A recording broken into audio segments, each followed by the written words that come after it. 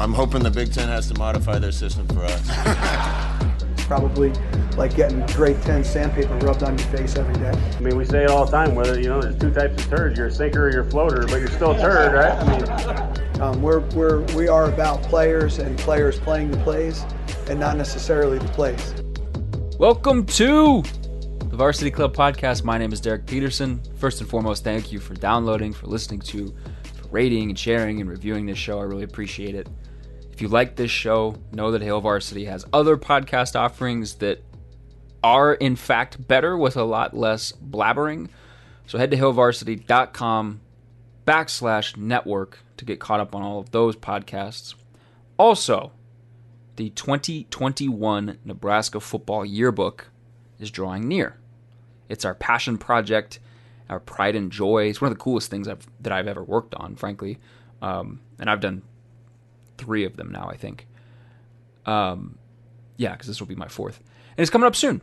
So make sure you are a Hail Varsity subscriber so that you can secure your copy of the yearbook. Don't wait. You don't want to get caught in that interim where the yearbook is coming out. You know it's coming out. You know you want it, but you're a little past the deadline to get it. Go subscribe to hailvarsity.com. It's hailvarsity.com/subscribe. This week, Greg Smith and I chatted on Thursday for a video that went up on our YouTube page and our website Friday about the running backs. Maybe you've seen that video already. Maybe you haven't. I don't know when you're listening to this. Seeing as I intended to base this week's podcast on the running backs as well, rather than recording the same thing twice, we're just going to cut and paste a little snippet of that convo here on this feed. Just a little table setting first. In case you missed it, Ronald Tompkins went into the transfer portal this week. Here is hoping that he lands somewhere and gets his career back on track. For him, a 2-year tenure in Lincoln was pretty tough sledding. He redshirted his first year, and then he opened the 2020 season as the number 2 back before inconsistencies in practice availability caused him to fade down the depth chart a little bit. This spring, it seemed, to me at least, like Tompkins was losing ground. Nebraska has Marquise Stepp, who probably, frankly, lost a little ground himself, just because Nebraska also has a trio of freshman backs who I think, and a lot of other people think, made the most of their spring opportunities, is what it sounds like. Marvin Scott III and Jacques Yant, both second-year players, both freshmen by eligibility, and then Gabe Ervin Jr., a first-year freshman. So a lot of youth on the depth chart, a lot of youth at running back, and I think most people sort of taking a microscope to this room, to this group, probably would have expected one guy at least to look elsewhere after the spring, just because there are so many options. Now, what this says about the room going forward, I'm unsure. I still personally think that Ryan Held has put together an impressive collection of talent, but the hard truth is that the Nebraska running back room, we're going to limit this to 5 scholarship guys, and Yant, who's a walk-on that they don't view as a walk-on, but he's still a walk-on. Those 6 guys have a combined 661 rushing yards, give or take a couple yards. Math was not my strong suit. 153 carries, so it works out to about 4.3 yards per carry for those that are away from a calculator. And they have 1 Big Ten start amongst them. Stepp has 3/4 of the yardage and about 2/3 of the carries. He obviously doesn't have any Big Ten starts. And it doesn't seem as likely now as it did a few months ago that he'll get the keys to the car. Tompkins' loss doesn't bite into returning production, if at all. It does clear up the picture at running back, maybe 10% or so heading into the summer and fall months. I say 10% because, I expected, coming out of the spring, I expected Stepp and Scott and Ervin. Maybe you could throw Yant in there. I'm a sucker for Savion Morrison. I expected those kind of 3 guys at the top, the first 3 names that I gave, to be the top contenders for snaps as we kind of head into the summer months and get close to fall camp. But Tompkins' departure also opens the door to a potential discussion that we might have to talk about a little bit in the future. Just keep in mind for now that Tompkins is out. Ramir Johnson might be looking up at a few guys on the depth chart. And Breece Hall is a returning first-team All-American for Iowa State at running back. When Hall, his stepdad was an I-back for Nebraska. So when Breece Hall got a Nebraska offer in the 2019 class, he told our own Greg Smith, who you're going to hear from in a little bit, that, quote, "It felt good because I'm from Omaha, and it felt good to know that I could be playing in front of my family. The Nebraska one meant a lot because my stepdad played for Nebraska, so he really wanted me to get that one." End quote. Nebraska took Tompkins and Johnson and Dedrick Mills in the 2019 class.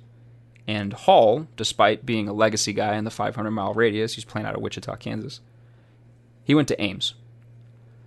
In 2 seasons now with the Cyclones, because he played right away, Hall has 2,469 yards. He has 30 touchdowns.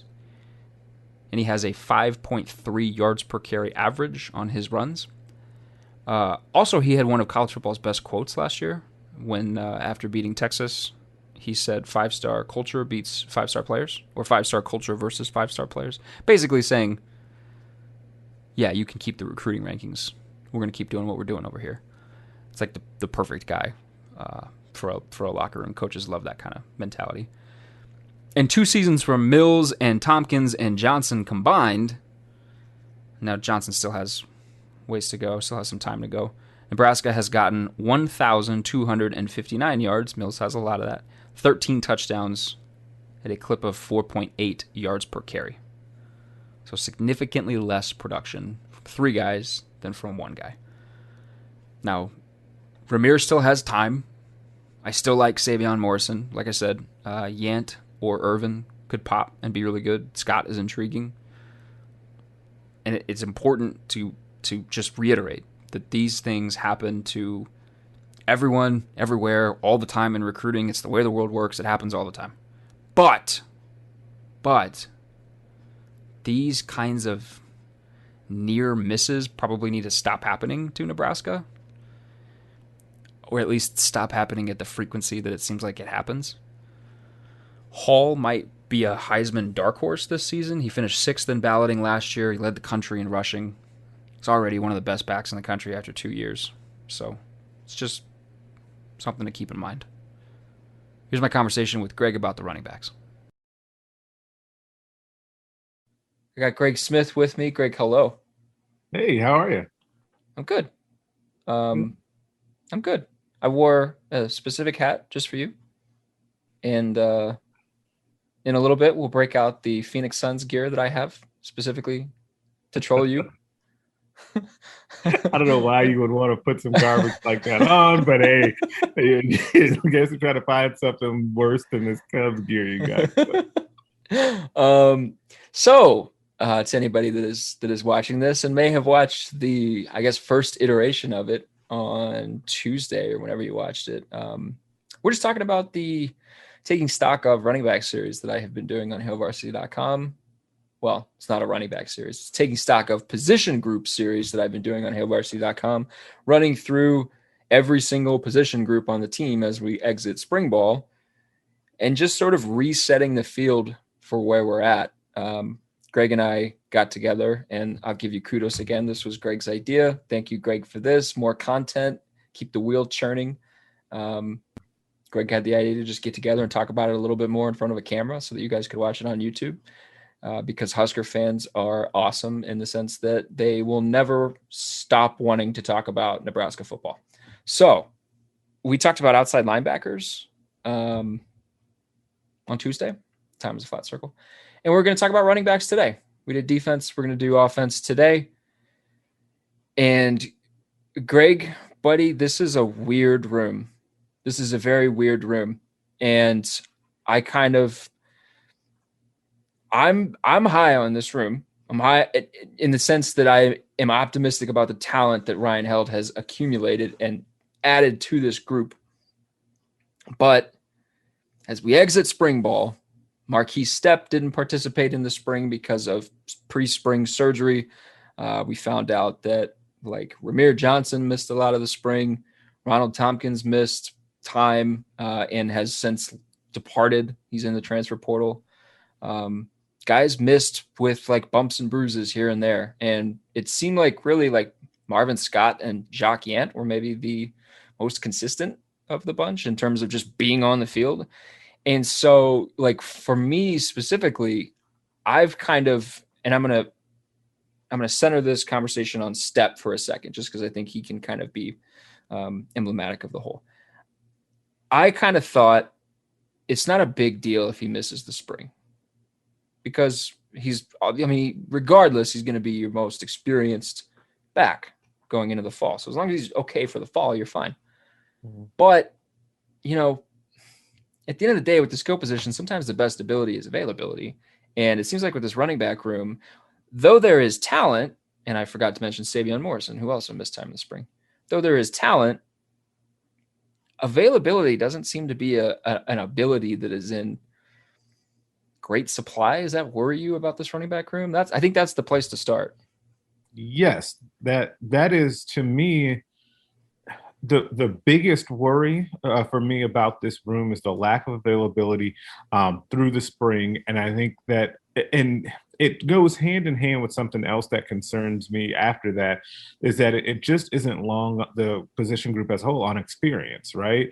And so the only guy that really has that experience, Marquise Stepp, that you mentioned, but he doesn't have it at Nebraska in this system and in this conference. And so I just worry that it's going to be an adjustment, because I was not with you. We've talked about this like off video, like before, not just today, that I was not with you on that. I was concerned all along that Stepp missed the spring, because I just think that getting acclimated to everything just takes some time, and that it's harder than you would think to just hit the ground running in the fall.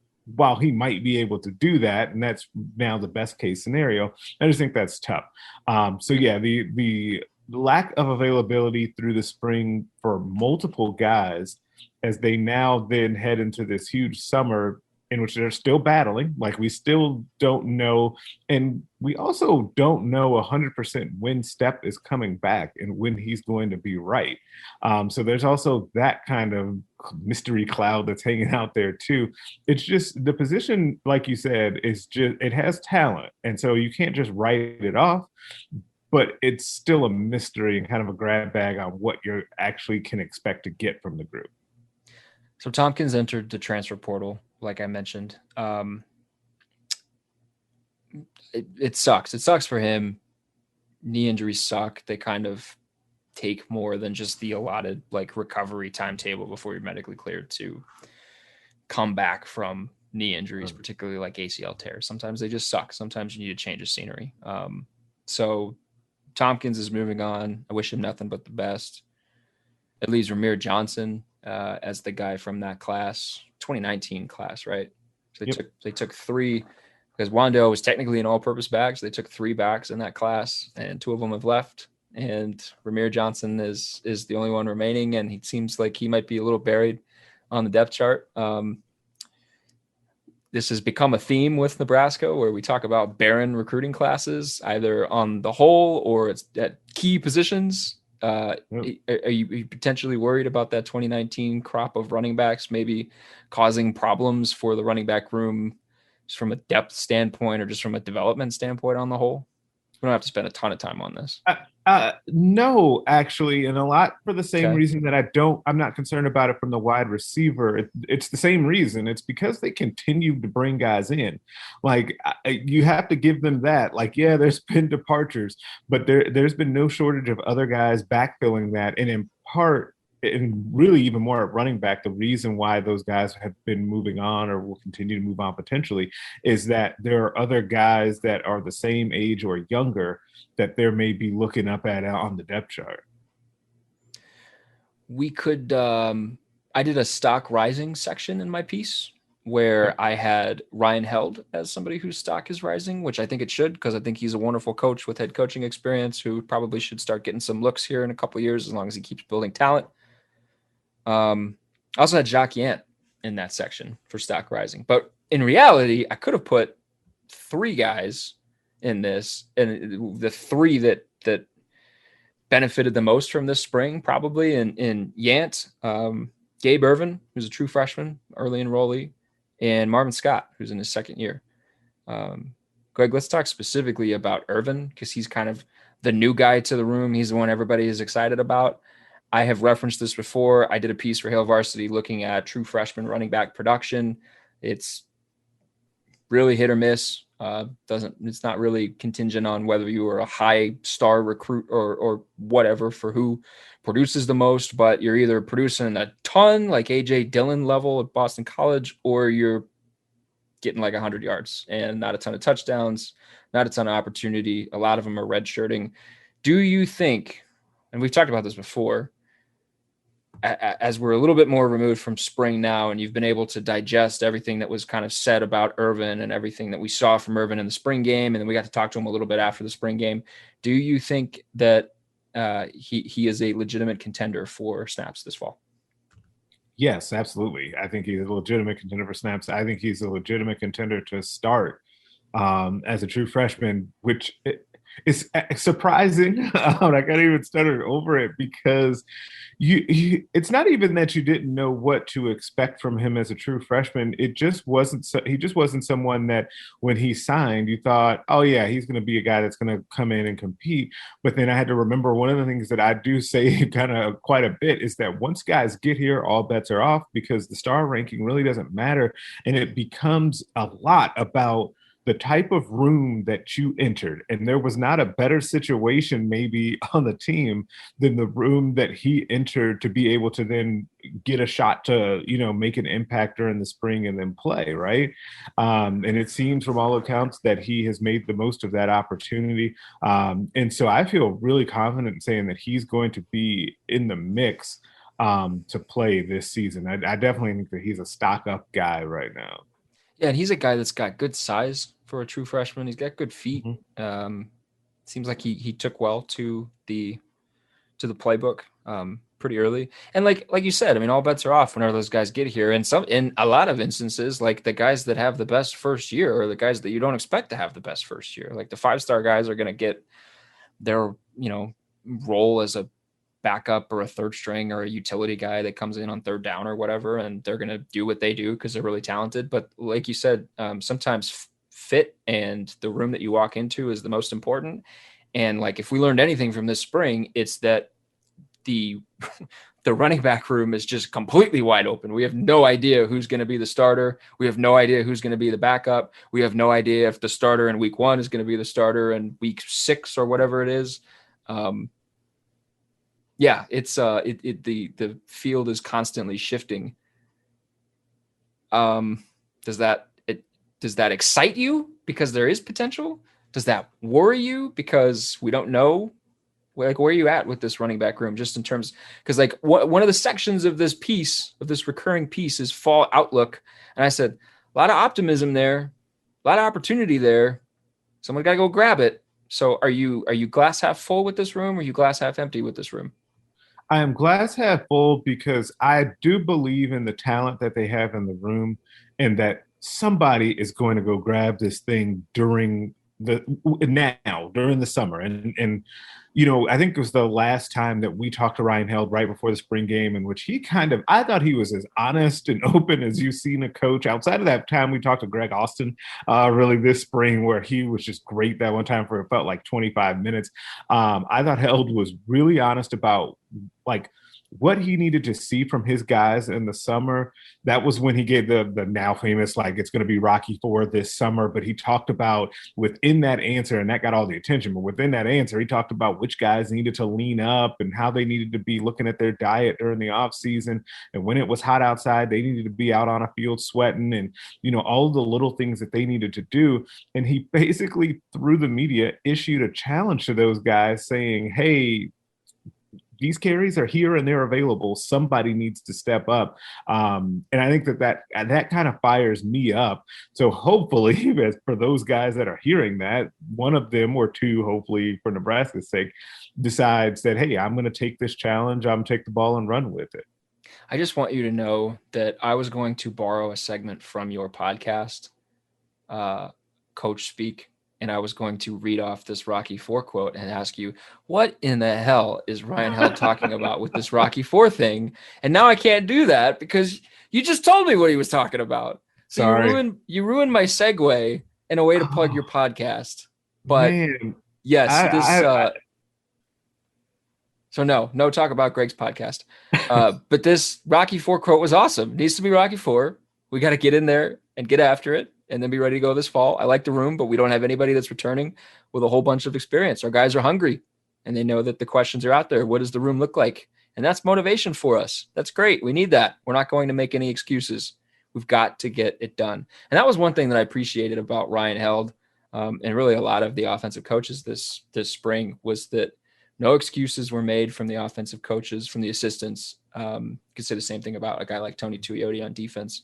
No excuses were made. There was a sense of urgency when we talked to Held, and then when we talked to Greg Austin, who is the run game coordinator, sort of by extension about the running game and the running backs. It was a lot of, it wasn't good enough last year, which, I mean, if you look at, like, you could look at what happened with Dedrick Mills in the final game against Rutgers and say, like, hey, that's a step in the right direction.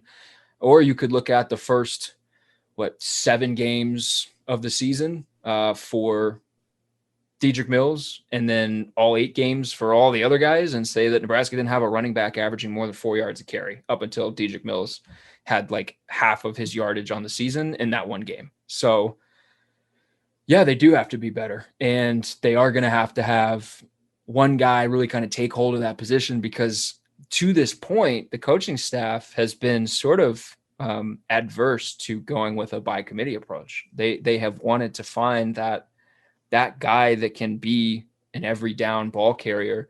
And I mean, like, we could talk about, like, well, they didn't really live it with Wan'Dale Robinson. Well, they kind of did, because Wan'Dale turned into their every down ball carrier. But like, if they're going to go to a by committee approach, if they're going to just bite that bullet and do it, Greg, do you think this is a room that is capable of doing that? Do you even like that strategy? I do not like the strategy. I also don't know that they have the type of room to do that. And the thing that would worry me about doing it by committee, if you were talking about, say, 3 guys, or maybe 4, because they have the bodies to do that. Everyone is so inexperienced outside of step. So I feel like getting game reps and going through all of that is the thing that would really help speed up the development of those guys. And how quickly can you do that if you're utilizing a by committee approach? Like, I feel like when they get to the first game against Illinois, like, they need to have settled on 2 guys, maybe a third that kind of can get sprinkled in, and then just roll with that. Like, I just think that would be more beneficial, and I think that would raise the level of expectation for what this group could be. That's fair. And I don't think there's ever been a running back that's ever been in favor of a by committee approach. I think they all want to be like, nope, give me 25 carries and let me go to work. We kind of get into the rhythm of the game. Greg, Thursday, May 20th, Friday, May 21st, whenever you are watching this, viewer at home or on your computer or whatever, or Saturday or whatever. May prediction, who is the starter on August 28th? Man, I'm going to go with Gabe Ervin right now, reluctantly, because I'm going to go with Gabe. It's nothing to do with him. It's just really tough to pick which person you think it is. But I'm glad you time-stamped it so that you can ask me this again on June 20th. Is it bad that my answer might potentially have changed from like 2-3 weeks ago when we did the depth chart projection? Is that a bad thing? No, because I think it's fair. Who did you have the first time, remind me? I had Stepp as the number 1 and Scott as the number 2. And my justification for Stepp was that he's still the safe and I thought odds on favorite. Okay. Seemed like the safe play. I might go with Scott. Okay. I might do it. Okay. I don't know, but this is, I mean, and you and I have talked about this at a lot of positions. Like, this is the thing, is there's so many unknowns, which makes it hard to project, but also makes it fun to talk about. So That's kind of where we're at. Thanks for doing this, Greg. Again, thank you. Thank you. Thanks for having me again. Also, listen to the Straight Up Breakdown podcast. Since Derek got to steal my plug. That's going to do it for this week. Make sure you are reading HailVarsity.com. Make sure you're subscribed to Hail Varsity. Subscribe to all the podcast offerings we have as a proud part of the Hurrdat Media Network. Shouts to Sasha for producing this. And like I said in the beginning, to you guys for listening each week. I appreciate it. But remember, if you have not already, go leave a 5-star review. If you leave a 4-star, a 3-star, a 2-star, or God forbid, a 1-star review, I will find you, I will track down your email address, and I will spam message clips of the Scott's Tots episode of The Office straight into your inbox. Nobody wants that. Nobody has tested me yet. I kind of want it to happen, actually, but I don't want a 1-star review or a 0-star review. Those would be terrible. That would hurt my feelings. Be safe. Talk to you guys next week.